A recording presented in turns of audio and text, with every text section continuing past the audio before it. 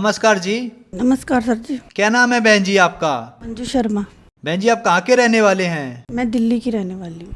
बहन जी संत रामपाल जी महाराज से नाम दीक्षा आपने कब ली? 2013 में। संत रामपाल जी महाराज से नाम दीक्षा लेने से पहले क्या आप कोई भक्ति साधना भी करते थे? वही जो सभी संसार में कर रहे हैं, ब्रह्मा विष्णु महेश की भक्ति करती थी मैं भी बचपन से, और व्रत भी रखती थी, सोमवार का, शुक्रवार का, वीरवार का, ये सब व्रत भी करे हैं मैंने। भक्ति करते करते भी मैं बहुत परेशान थी। मेरी आर्थिक स्थिति बहुत ज़्यादा बिगड़ चुकी थी। घर में खाने के लिए भी नहीं था कुछ, और बच्चे छोटे थे, उनकी पढ़ाई के लिए भी मेरे पास कोई पैसा नहीं होता था, और पति देव मेरे गुटखे खाते हैं, तो उस वजह से मेरी घर की कंडीशन बहुत ज़्यादा ख़राब हो गई। मैं अंदर ही अंदर घुटती रहती थी, रोती थी दिन रात कि हे परमात्मा तुम कहाँ पे हो, मेरा दुख कैसे दूर होगा मालिक। मुझे परमात्मा की लगन थी बचपन से ही।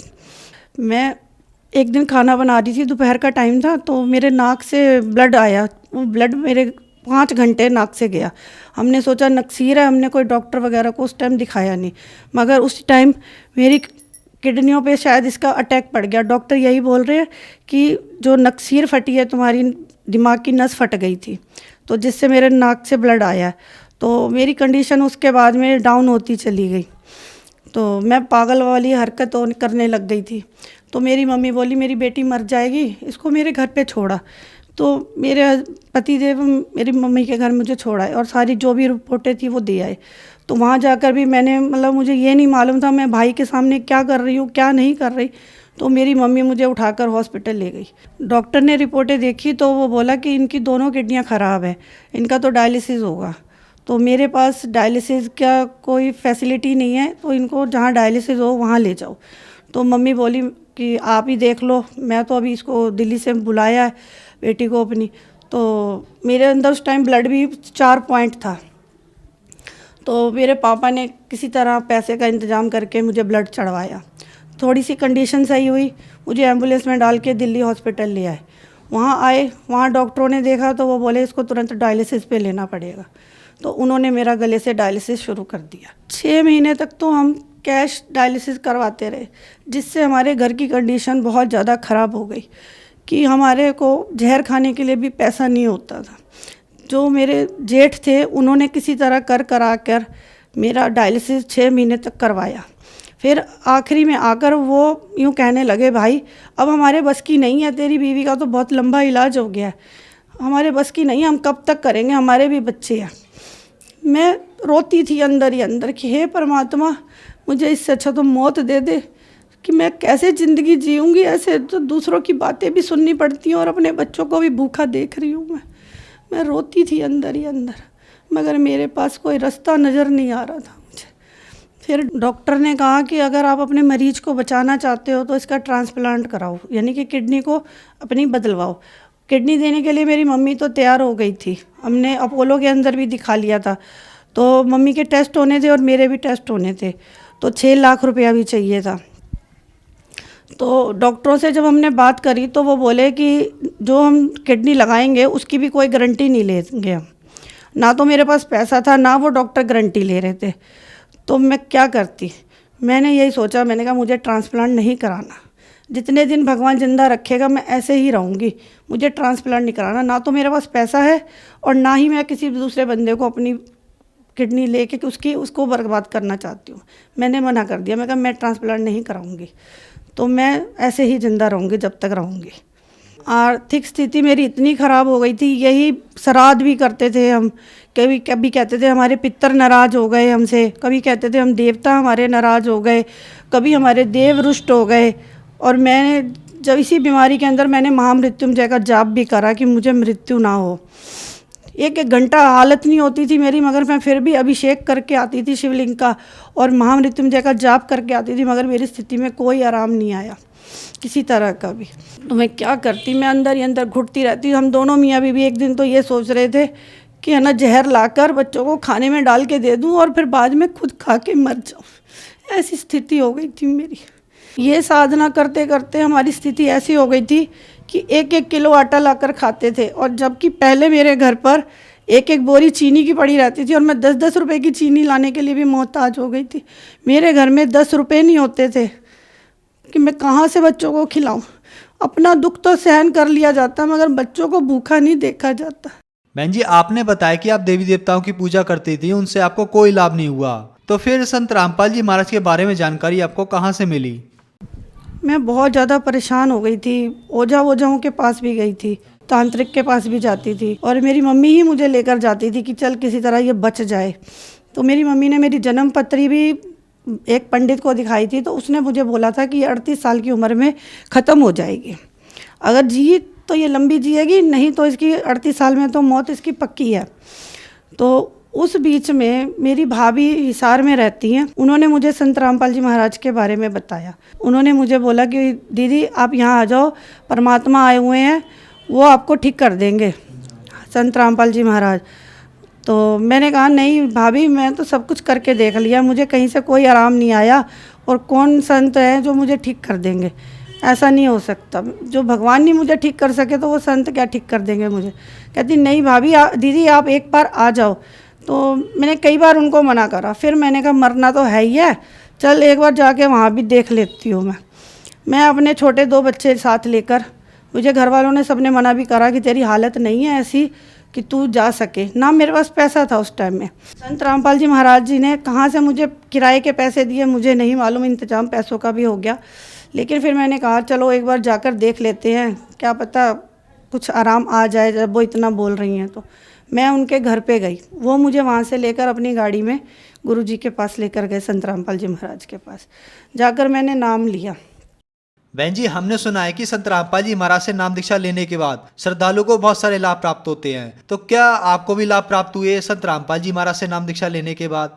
जब मैंने संत रामपाल जी महाराज जी से नाम लिया था तो उस टाइम से मैं 4-4 रोटी खा लेती हूँ, और जबकि उससे पहले मैं रोटी खा ही नहीं पाती थी, गले से नीचे ही नहीं उतरती थी रोटी, मुंह में घूमती रहती थी रोटी मेरे, सिर्फ चाय लिक्विड वगैरह यही लेती थी मैं। तो जब से मैंने संत रामपाल जी महाराज जी का नाम लिया है, 4-5 रोटियां खा लेती हूँ, खुद खाना बनाकर अपने बच्चों को देती हूँ और सारा घर का काम भी करती हूँ। और 2 साल पहले मैंने रिपोर्टें कराई थी, उसके बाद ना तो मैंने कोई रिपोर्ट करवाई है और ना ही मैं 2 साल से कोई दवा वगैरह ले रही हूँ, बिल्कुल नॉर्मल की तरह रहती हूँ। और कोई भी इंसान मुझे देखकर ये नहीं कहता कि तू बीमार है, जबकि डॉक्टर ने मुझे ये कहा था कि एक तो तुम्हारे को किडनी भी देनी पड़ेगी खुद अपनी किसी की रिश्तेदार की, और दूसरा तुम्हारे को 6 लाख रुपया भी देना पड़ेगा। तो मेरी उस टाइम में ऐसी कंडीशन नहीं थी कि मैं 6 लाख रुपया भी दूँ और अपनी माँ की किडनी भी दूँ, और मेरी माँ भी कम से कम 60-65 साल की हैं, और वो किडनी देती तो उसकी क्या हालत हो जाती। तो मैंने फिर इसलिए किडनी ली नहीं, और अब संत रामपाल जी महाराज जी की दया से मैं बिल्कुल स्वस्थ हूँ। और मेरे बच्चों में भी कुछ प्रेत बाधा वगैरह भी थी, मेरे बच्चों ने वहाँ मुझे बहुत तंग करा। सबसे छोटे बेटे ने तो मेरा वहाँ चुन्नी से ही गला सा दबा दिया। सारे भक्तों ने इसको संभालना चाहा मगर ये संभला नहीं, इतना जोश इसके अंदर आ गया, जबकि उस टाइम ये 2-3 साल का ही था। तो पता नहीं इसके अंदर कहाँ से इतना जोश आ गया कि मेरे को इसने मारना चाहा वहाँ पे। भाभी मेरी बोली कि इनको ना जल दे दो परमात्मा का और प्रसाद दे दो। फिर इसको जल दिया और प्रसाद दिया तो ये शांत हो गया। रात के टाइम में दूसरा बेटा, उसको उल्टियाँ आने लग गई, जो कराया कुछ था वो निकलना था या क्या था। तो मैं उस टाइम भी रोने लग गई। मैंने कहा दी भाभी मैंने कहीं गलती तो नहीं कर दी यहाँ पर आके, भाई बच्चों की दोनों की ये ऐसी हालत हो गई है। तो वो बोली कि दीदी आप डरो नहीं, परमात्मा सब रजा करेंगे, तो फिर जो कराया वगैरह होगा वो निकल रहा है, ये इनका सब यहीं पे रह जाएगा, ठीक हो जाएगा। फिर उसके बाद में बच्चों ने मुझे परेशान नहीं करा, आराम से हम वहाँ पे 2-3 दिन रहे, सत्संग सुना सब। उसके बाद में धीरे धीरे हमारी घर की कंडीशन भी सुधरने लग गई। मेरे पति की कोई नौकरी नहीं थी। मैं अंदर ही अंदर अपने गुरुजी से, संत रामपाल जी महाराज जी से प्रार्थना करती थी कि परमात्मा मेरे बच्चे भूखे रहते हैं, और जो हमारी थोड़ी बहुत मदद करता है वो आकर रोज़ हमारे को टॉर्चर करके सुनाते हैं कि हम तुम्हारा कर रहे हैं, हम तुम्हारा कर रहे हैं, कब तक करेंगे हम। मालिक मुझे या तो मौत दे दो या मेरे घर की कंडीशन सुधार दो परमात्मा। संत रामपाल जी महाराज जी से मैं यही अरदास लगाती थी हर वक्त। तो परमात्मा ने मेरे हस्बैंड की नौकरी लगवाई, जबकि मेरे हस्बैंड पढ़े लिखे नहीं हैं ज़्यादा। तो परमात्मा ने उसके अंदर इतनी बरकत दे रखी है आज मुझे कि मैं अपने बच्चों को अच्छे से पढ़ा सकती हूँ, अच्छे से मेरे बच्चे खाना खा रहे हैं, किसी चीज़ की कोई दिक्कत नहीं है। जब मैंने संत रामपाल जी महाराज जी से नाम नहीं ले रखा था तो मैं सारी सारी रात जाग कर बैठ कर काटती थी, लेटते ही मेरा सांस फूलता था। तो जब से मैंने संत रामपाल जी महाराज जी से नाम दीक्षा ली है तो मैं आराम से सो भी पाती हूँ, खा भी पाती हूँ और सारा घर का काम भी अकेले ही करती हूँ। मैंने छोटी सी घर में एक दुकान भी खोल रखी है जो कि मेरे पति की थी पहले। अब तो मेरे पति नौकरी पे जाते हैं, तो उस दुकान पे गोली टॉफ़ी बिस्कुट वगैरह यही रखे हुए हैं, वहाँ सारा दिन मैं ही बैठती हूँ। तो परमात्मा की दया से अब वो दुकान भी मतलब ठीक चल रही है। और मेरे घर का जो राशन है परमात्मा की दया से 3-3 महीने चलता है। 1 महीना डलवाती हूँ, 3 महीने तक वो राशन चलता है। और एक दिन मेरा बच्चा पूरी का ज़्यादा शौकीन है, तो बोला मम्मी पूरी बना दो। तो वो स्कूल से आया तो मैं पूरी बनाने लगी, तो उसको भूख ज़्यादा लग रही थी, कह रहा मम्मी थोड़ा जल्दी जल्दी करो। तो मैं जैसे पूरी तेल के अंदर डालने लगी तो वो हाथ से छूट गई और तेल मेरे ऊपर गिर गया। तो मैं उस टाइम सतनाम का जाप कर रही थी, तो ना तो मेरे हाथ में जलन हुई तेल की बिल्कुल भी, जबकि तेल खौलता हुआ था, और पैर पे भी गिरा, ना तो कोई छाला पड़ा, ना लाल हुआ और ना ही जलन मची मेरे। एक लाभ ये हुआ मुझे। दूसरा लाभ ये हुआ, मेरा बेटा है बड़ा, 9th क्लास में पढ़ता है, तो वो पहले फ़ेल हो गया 9th में। तो मैं उसको यही बोलती थी, बेटा परमात्मा की भक्ति करा करो, संत रामपाल जी महाराज की, परमात्मा सब कुछ करते हैं। तो वो थोड़ा बच्चे हैं, जैसे बाहर जाते हैं तो दुनिया में आपको मालूम ही है कि दुनिया का रंग लग ही जाता है जब बच्चा बाहर जाता है। तो मैंने कहा बेटा तेरे से नियम नहीं हो रहे हैं। तो उसने दोबारा नाम लिया, 9th में पास हो गया। पढ़ता तो नहीं था वो ज़्यादा, फिर वो 10th में आया। 10th में सब पूरी क्लास की साइंस में कंपार्टमेंट आई थी, मगर उस बच्चे की एक इंग्लिश में कंपार्टमेंट आई। तो परमात्मा ने मुझे अंदर से ही प्रेरणा सी करी कुछ कि इसको हिंदी मीडियम में पढ़ता है तो इसकी इंग्लिश अच्छी हो जाएगी, इसको इंग्लिश स्पीकिंग कोर्स करवा दे। तो मैंने उसको इंग्लिश स्पीकिंग कोर्स में डाल दिया। तो जब उसका रिजल्ट आया तो उसकी इंग्लिश में ही कंपार्टमेंट आई। तो टीचर भी कहने लगी, अरे वाह तेरी इंग्लिश में आई है, बाकी सब बच्चों की तो साइंस में आई है, तो तू साइंस में कैसे निकल गया? तो मैंने कहा ये परमात्मा ही कर सकते हैं, और नंबर भी अच्छे आए उसके। तो फिर उसने इंग्लिश का पेपर दिया, और इंग्लिश का जब पेपर देने गया तो वो अकेला ही पेपर देने वाला था इंग्लिश में बोर्ड में, और कोई बच्चा नहीं था इंग्लिश का पेपर भी उसका ऑनलाइन उसके सामने ही निकाला गया कंप्यूटर से। उसने उसका पेपर दिया, उसमें भी वो अच्छे नंबरों से पास हुआ, और वो आज 11वीं में है। एक फ़ायदा मेरे को ये हुआ परमात्मा संत रामपाल जी महाराज की शरण में आने से।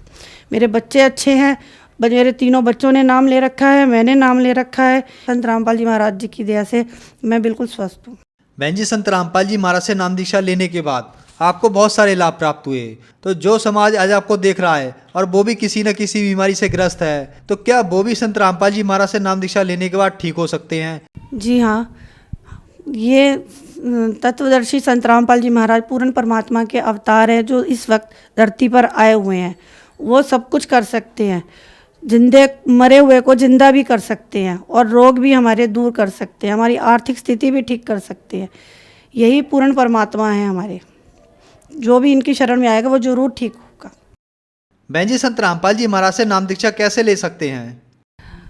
संत रामपाल जी महाराज की शरण में चैनल पर डेली सत्संग आता है। उस सत्संग के नीचे एक पट्टी चलती है जिसमें आश्रम के नंबर दिए हुए हैं। उन नंबरों पर फ़ोन करके आप अपने सेंटर का पता कर सकते हैं। आजकल तो परमात्मा के हर शहर में सेंटर खुले हुए हैं, नामदान सेंटर, जहाँ से आप जाकर अपना संत रामपाल जी महाराज जी से नामदान ले सकते हैं। धन्यवाद बहन जी।